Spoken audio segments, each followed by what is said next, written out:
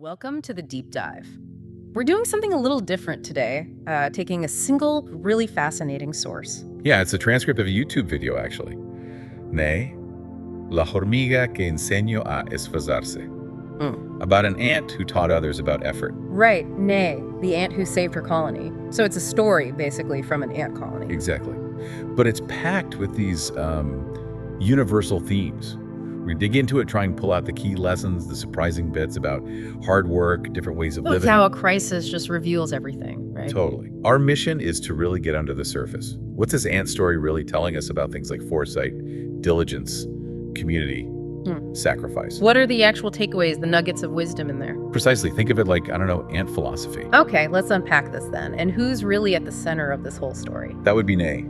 She's described as this small worker ant living near an old oak tree. But, her role is massive.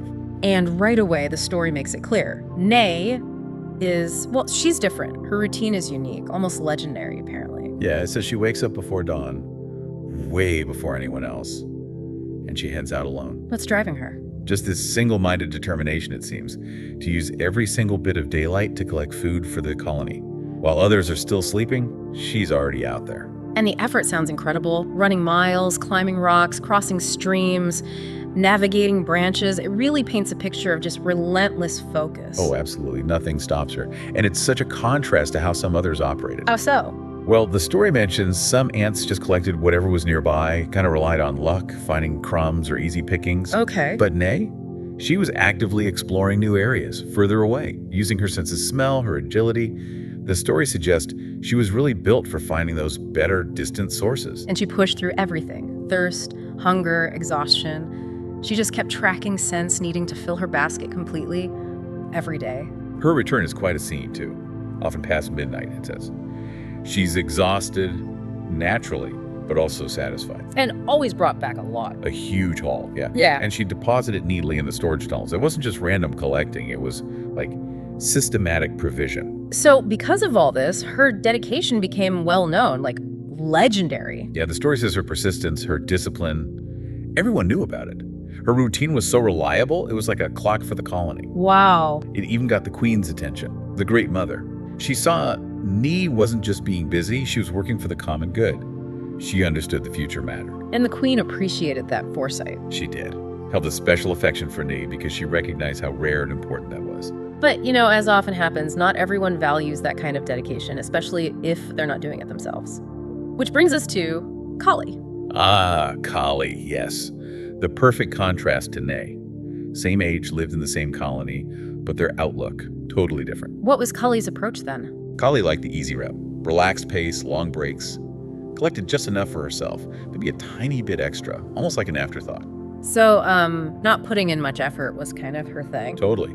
The narrative says even simple tasks felt like a huge chore to her, right back to when she was a larva. Her goal seemed to be just doing the absolute minimum. And her actual contribution showed that. Oh, yeah. Maybe half an hour outside, then back to the anthill. Hot day, might not leave at all. Her food collection was like less than a tenth of what others brought in. And nobody noticed this massive difference. Well, interestingly, not at first. The story notes the colony was doing well then, relatively abundant, plenty of food, and the queen was busy laying eggs. So Cali's slacking didn't immediately impact the reserves. Exactly. It wasn't an immediate crisis, but her attitude, that was noticeable. How so? She'd brag about finding easy seeds nearby or spend hours feeding on aphid sap if she stumbled on one. Didn't share, just enjoyed it herself. So she got a reputation. Yeah, as an opportunist. Someone who found ways to get by without really trying hard. And this really sets up the core conflict, doesn't it? The diligent worker versus the critic. Absolutely. Cali would see Nay struggling back, exhausted, basket overflowing, and instead of admiration, she'd mock her. What kind of things would she say? Things like, look who's here, the tireless worker, Right. Or the model who doesn't know rest. And I get why you work so hard for nothing. We have enough food. Relax a little. She genuinely saw Nee's effort as, pointless, wasted energy. That really makes you think how we value effort before things get tough.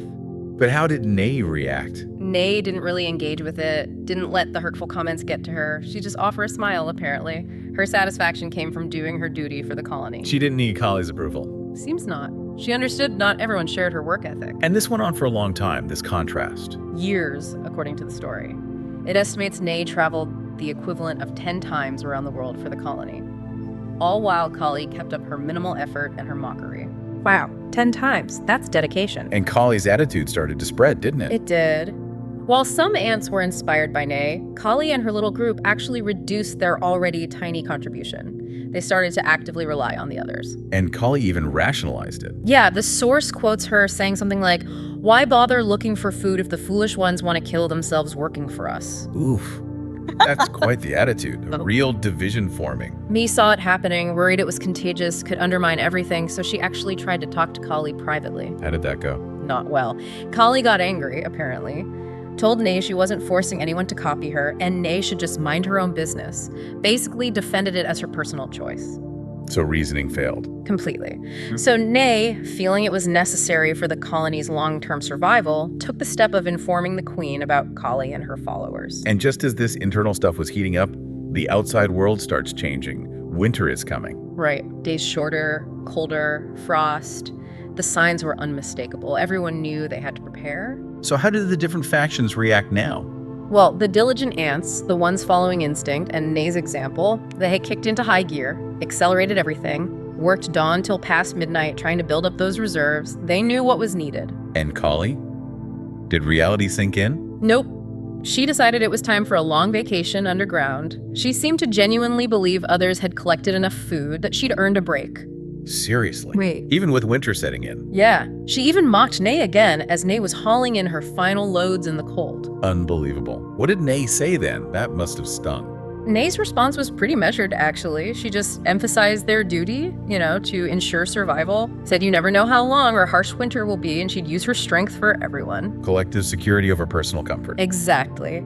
But Cali just found it amusing, contemptible even. Thought the colony needed less work, more fun, a real clash of perspectives. Short-term versus long-term right there. And then the snow hit. Yeah, the first heavy snowfall.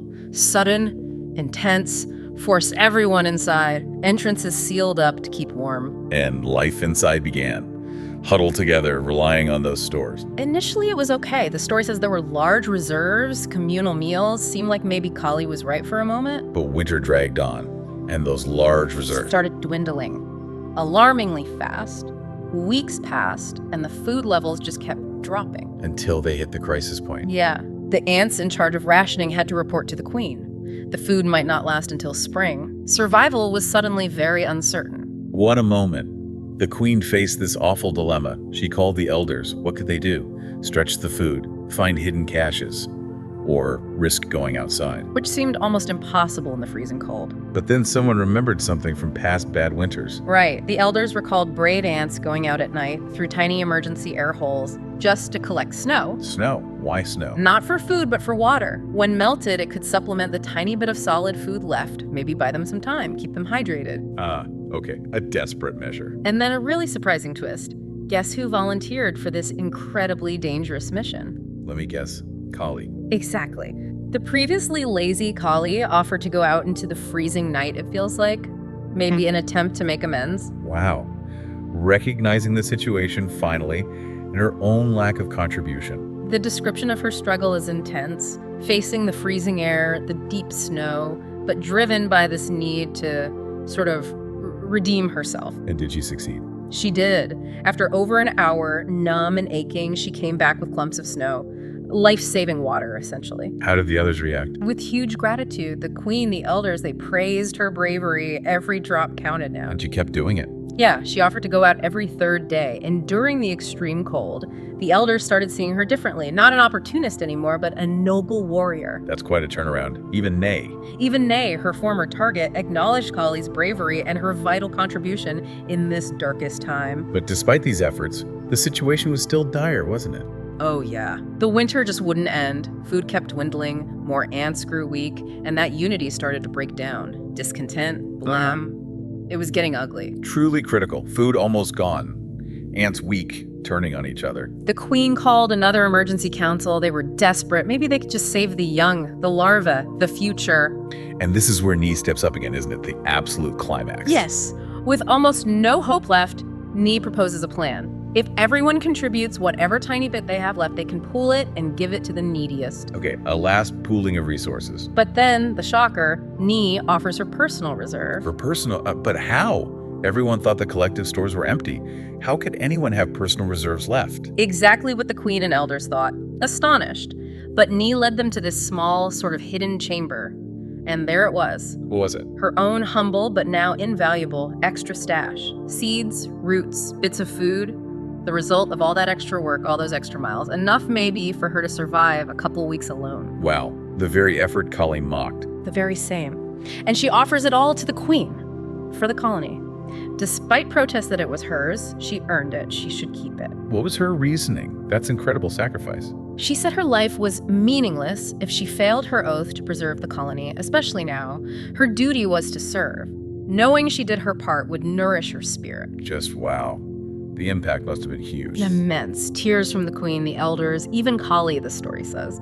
They took the entire reserve and distributed it, focusing on the weakest, especially the young larvae. That donation, it was providential, as the story calls it. It truly was. It nourished the young, gave the weakest adults just enough strength for one last desperate plan. Because even that wasn't enough to last the whole winter. No, the food was gone. So the final desperate measure, an exodus, moved the colony to a known survival cave, one used by bigger animals hoping for scraps. A terrifying journey through the frozen forest. Absolutely. The younger, stronger workers, strengthened by Nay's food, carried the young larvae and the weaker adults, including Nay herself, now weak.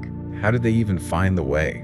Explorers went ahead, trying to clear the entrance, following faint scent trails from autumn, and they sent an ambassador ant riding a moth, woken from dormancy, to find the cave and guide them back. A moth. Amazing. And Cali, what was her role in this? She was weak, but the story says her heart burned with the desire to atone. She was one of those carrying the precious larvae. Did they make it? Guided by the moth, yes. Yeah. Cali and the others reached the cave safely, and they found enough scraps there to sustain the survivors until spring finally broke. Just incredible. Survival against the odds. And then, finally, spring. Melting snow. Hope returns. Time to go back to the original anthill and rebuild. And who led the return? Cali, fully transformed, proudly carrying a future leader. No longer indolent, but diligent, selfless, dedicated to making amends through sheer hard work. Her redemption arc is complete. It seems so. And those surviving young, the eggs, they were the colony's hope, saved by that spirit of sacrifice, especially Nay's. So they rebuilt the anthill. Together, everyone collaborated intensely, a stark contrast to the earlier division. And there was a moment of recognition for Nay. Yes. The new leader, one of the young ants saved by Nay's food, gave this central speech, basically cementing Nay as a legend. What did the leader say? This feels like the core message. Absolutely. The leader stated the colony's rebirth was owed to ants like Nay, who gave her very last reserve. Confessed that many, including the leader, hadn't appreciated her work at the time, saw it as exaggeration, unnecessary. But they learned the hard way. The very hard way. They realized her foresight, her prevising conscience was the only thing that saved them from total disaster when scarcity hit. Her final donation gave them that last push to save the future. It wasn't just food, it was time and hope. Exactly. The leader called for Nay's memory to be honored, a hero of diligent work, shared prosperity, a reminder to value those who work hard, often unseen, for the common good. True greatness isn't fame, it's that humble, persistent dedication. That was the message. And the ants cheered, celebrating Nee as a model of diligence and devotion. The lesson was learned. So reflecting on all this, what does this ant story really mean for you, listening now? We've gone deep into this narrative, haven't we? Seen that stark contrast. Yeah. Tireless, future-focused work versus just taking it easy. We saw how lack of foresight bites hard, and how sacrifice can be literally life-saving. And Cali's story shows redemption is possible. Yeah, it's really striking how one ant's consistent, often unappreciated effort focused on a future others ignored, ended being the absolute key to survival for everyone. Her foresight, dismissed as overkill, became the one thing that mattered when the crisis hit. And here's where it gets really interesting, I think. It forces you to look at our own human world. How do we value different kinds of contributions? Do we, like those ants before winter, often overlook the quiet, steady work focused on long-term resilience? Do we only appreciate that kind of foresight and dedication when a crisis makes it impossible to ignore, when it's almost too late? It's a critical question, isn't it? How can we build communities, workplaces, towns, maybe even families, where that kind of foresight, that dedicated, often unglamorous effort, is genuinely valued, fostered, even when things seem fine. Especially when it might be met with indifference, or worse, like Kali's initial mockery. How do we support the nays among us before the winter comes? It's a powerful reminder, I feel. Sometimes the most vital contributions are the quietest, the most consistent, focused on that distant horizon, often made without any applause, until they suddenly save everything. Thank you for joining us for this deep dive into the world of ants and the surprisingly profound lessons they might just offer. We hope it gives you something valuable to think about.